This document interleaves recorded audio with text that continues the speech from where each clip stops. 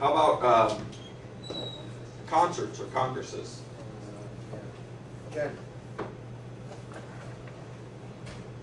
Well, maybe some problems with those. I'll give you guys a hint. It's all the same problem. Disagreement.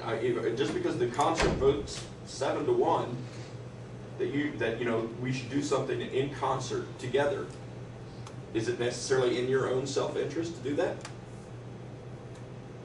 Now, how about the League of Nations? What about it? What could you see some problems with this? They disagree. They disagree. Anybody else? A little more in depth. What do they disagree about? Do you know? Okay. Well, we'll talk about that.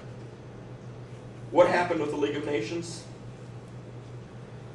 The creation of mandates that we've talked about in here when we talked about Palestine. The creation of mandates kind of kept colonialism alive. So it set up some countries as extremely more powerful than others. The United States did not join the League of Nations. The United States at that time had the most powerful army in the world.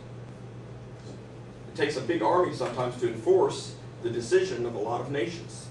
Without the United States there, it was hard for a lot of these other nations who had suffered pretty badly in World War I to enforce these.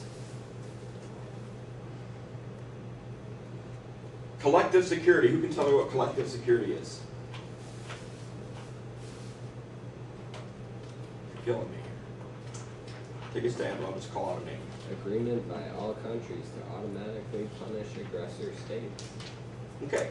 So what it's a compact, all countries saying, you know, if one guy does bad to you, we'll all get together and punish them.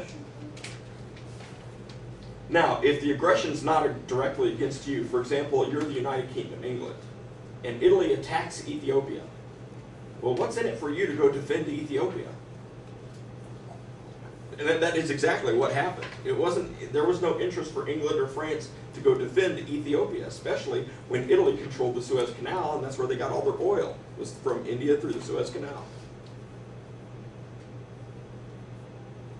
Sanctions were the only real threat that the League could hold over an aggressor when the major powers refused to use their forces for enforcement.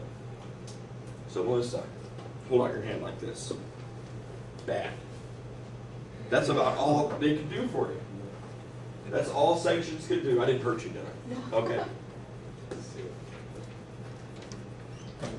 Probably one of the biggest problems with the League of Nations is in order to enforce collective security of any kind, decisions had to be unanimous, which meant if Costa Rica voted no, even though England, France, a few other bigger countries voted yes, that decision didn't go through. And that kind of gets back to the beginning when we looked at our case study. You know, what should the power of individual nations be in regards to those votes? So the League of Nations eventually failed. It led to World War II. And then after World War II, we had the founding of the United Nations. It was the brainchild of Franklin Delano Roosevelt. Everybody knows who he is, I'm assuming. Who can tell me who he is? I see head nods, but I also see a lot of blank stares. What office did he hold? President. He was president. He was Teddy Roosevelt's cousin. He felt that a strong international organization could have prevented World War II. In other words, if the League of Nations had been stronger, World War II would not have happened. He also believed in a lot of the Wilsonian ideals, the ideals that President Wilson put forth when he created the League of Nations. He felt where it failed was not enough control by strong nations. In other words, a nation like Costa Rica should not have the same voting power as a nation such as England, France, the United States. And so he came up with the idea of the four policemen. And the four policemen were England, China, the Soviet Union, and the United States. And these four policemen would basically rule this international organization. They would secure the world. Eventually, that idea evolved into what is today the United Nations Security Council. The United Nations to Roosevelt was also a way to involve them in the governance of the horror of the nuclear age. Roosevelt didn't believe it was right, even though the United States had developed the bomb, that the United States be the only one in control of it.